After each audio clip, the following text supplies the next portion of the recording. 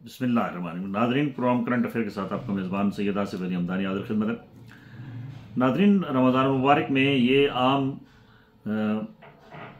तहरीक इंसाफ की तरफ से तअस्सुर दिया जा रहा था कि शायद इमरान खान की रिहाई हो जाएगी और वो ईद बाहर करेंगे। ये तमाम क्या साराइयाँ थीं।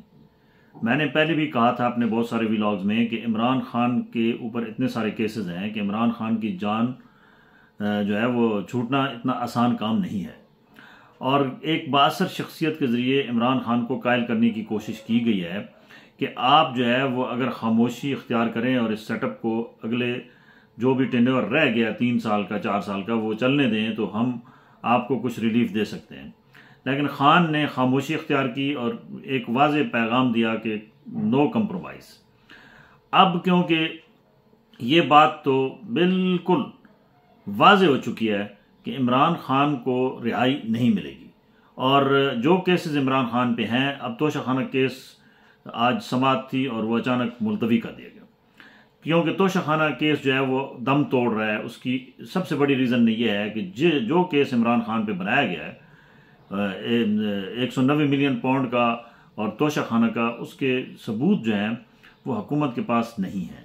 और अलकायदा ट्रस्ट का नाम तब्दील करके अब वही जो 190 मिलियन पाउंड जो हैं वो जो सुप्रीम कोर्ट के अकाउंट में थे वो वफाकी हुकूमत ने मौजूदा चीफ जस्टिस को ख़त लिखा और वो रिलीज़ हो गए और वो हुकूमत के अकाउंट में आ चुके हैं।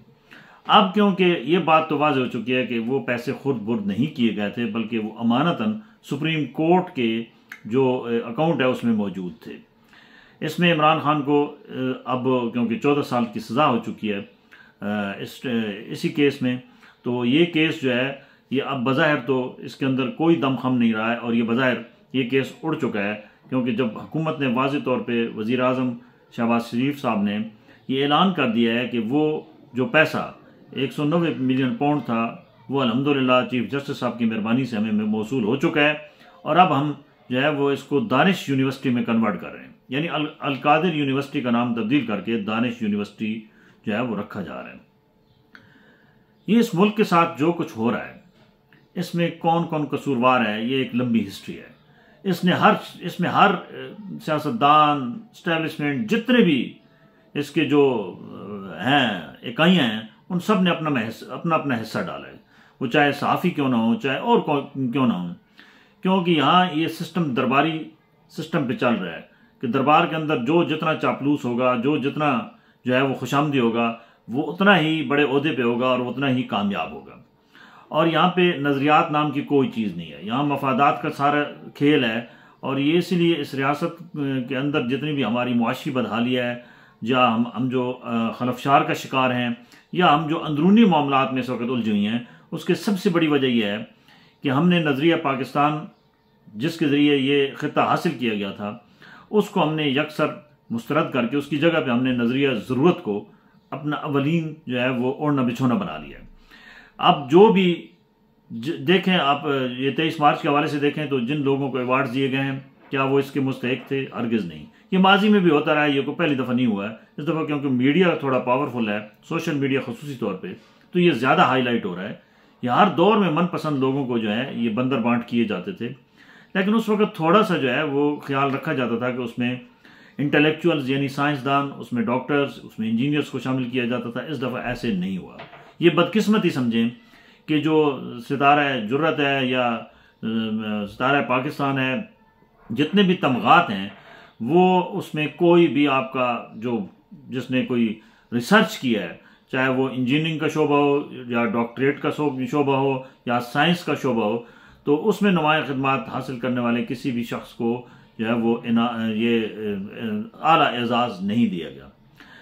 हालांकि ये आला एजाज़ जितने भी हैं ये होती इन्हीं शख्सियात के लिए हैं, लेकिन क्योंकि इस वक्त एक माहौल इस किस्म का है कि वाज़े तौर पे नज़र आ रहा है कि जो जिसके साथ है वो उसी को ही अकोमोडेट किया जाएगा।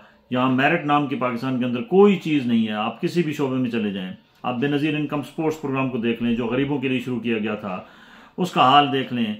वो अमीर उससे फ़ायदा उठा रहे हैं, गरीबों के घर तक वो चीज़ पहुँचती नहीं है।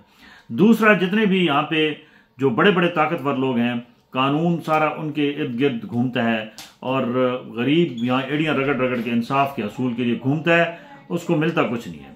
एक दो बातें, ये बात आज की वीलॉग में आप पल्ले बांध दें कि एक तो इस मुल्क का निज़ाम जो जैसे ये चलाया जा रहा है, ये ऐसा ज़्यादा देर नहीं चलेगा, क्योंकि ये इंतहाई फरसूदा और थका हुआ निज़ाम है। इसने आखिर कहीं ना कहीं आके जो है वो ख़त्म हो जाना है।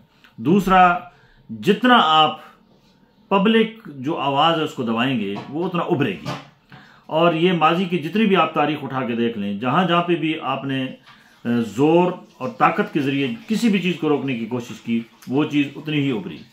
लिहाजा ज़रूरत इस अमर की है कि तमाम जितने भी मामलात हैं उसको बाहमी अफ़ाम व तफ़हीम के साथ तय किया जाए और वसी तर कौमी मफाद में सबको अपनी अपनी जो अना का एक उन्होंने हसार बनाया हुआ है उससे निकलना होगा और कौमी मफाद को मद्देनज़र रखना होगा।